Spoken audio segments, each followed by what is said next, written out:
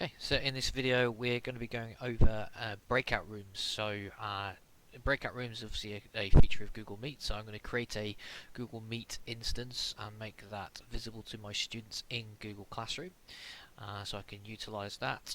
You can also use a Google Calendar invite if you're comfortable with that, and create breakout rooms ahead of time with anybody who's invited to that calendar invitation.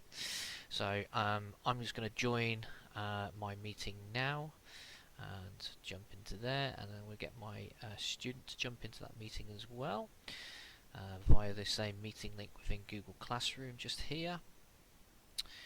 And when they join, as a teacher, obviously I want to be the first one into that meeting as well, so never make your meeting link visible to students until you're ready to start that meeting. So we're going to go to the Activities tab at the top right hand side and press on our breakout rooms. So here is where I set up my breakout rooms. So I just click on that, and I have multiple options here. I can create multiple rooms.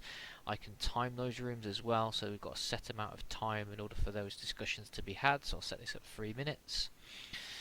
I can also shuffle those rooms around as well, so rather than having to decide groups, I can just shuffle them around, which is again really useful and saves a lot of time.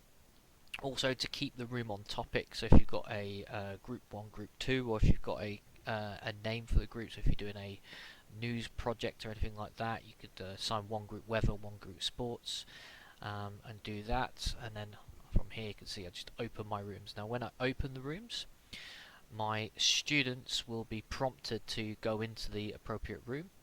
So my student there, you can see, has joined that room. I can join that room as a teacher, but if a student does have a challenge or an issue and they need to ask for help, there is an ask for help button within that meeting as well. So then from here, as a teacher, I can then join that breakout room, and I'm able to have a conversation with that student very quickly and very easily and answer any questions they may have. You can see here I have the ability to close all the rooms as well, which will give them 30 seconds to finish what they're talking about and come back into the main call.